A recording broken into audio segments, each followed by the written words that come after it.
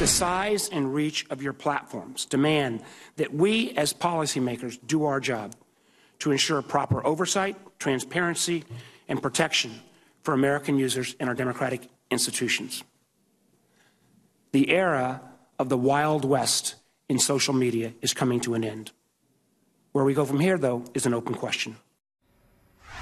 Well, that's senators from this morning. And now we should tell you that Twitter CEO Jack Dorsey just returned from a short recess and is back in session. That's a live picture from Capitol Hill, this time before the House Energy and Commerce Committee, which no doubt is dying to get its hands around Twitter to regulate it.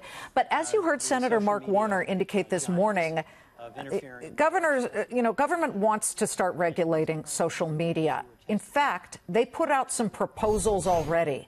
Here's from the Senate, requiring greater disclosure by platforms and in clear, concise ways about the types of information they collect and the specific ways they are utilizing it.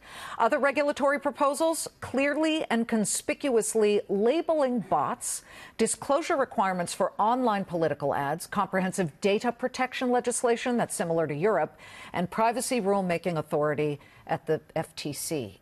Can regulators work? Can they do this properly, or are regulators always going to end up kind of disastrous? Let's bring in a Fox Business exclusive with Consumer Technology Association CEO and voice of tech, Gary Shapiro. Well, let's just start with that question. Can the government regulate an emerging and very successful, at least so far, sector that does need some help and some work, certainly, but can they do it with the right intellectual oomph? Well, the history of technology, Liz, is that when there's something new introduced, the natural reaction, especially of competitors and government, is we have to regulate it, we have to tax it. It threatens existing industries. It's a new way of doing things. I think generally the American system has resisted that.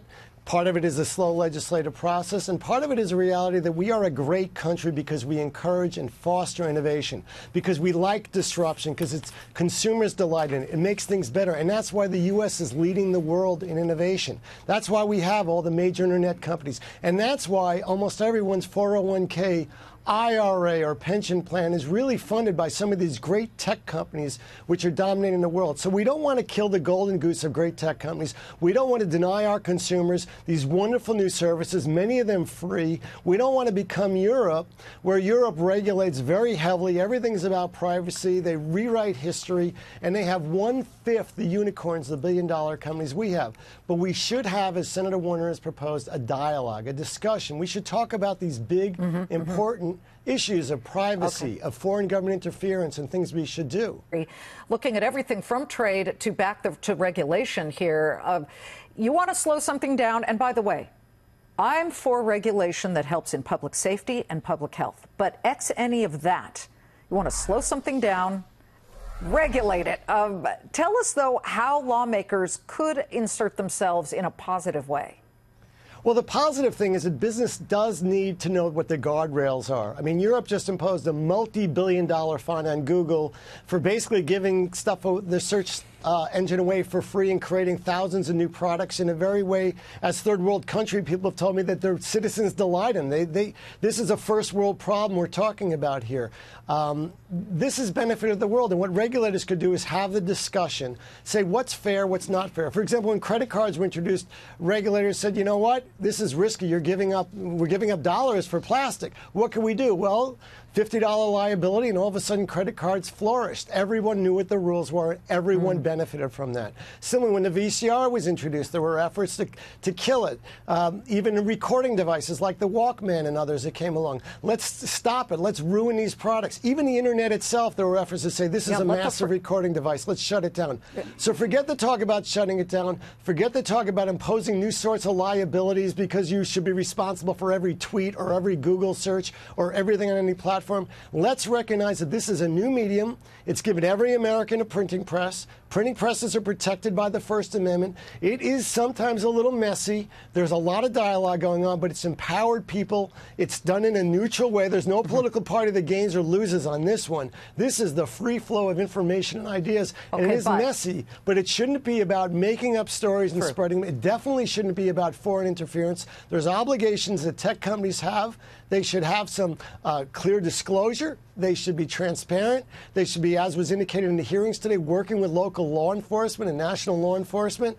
They have an obligation to ferret out falsehoods when they hear about them. Yeah, and, we don't want these social media companies weaponized, and if they can't get it done themselves, Jack Dorsey said he's working very closely with law enforcement, but we don't want to be China. Just last week, China came out and said that children's nearsightedness has become an epic problem in the country.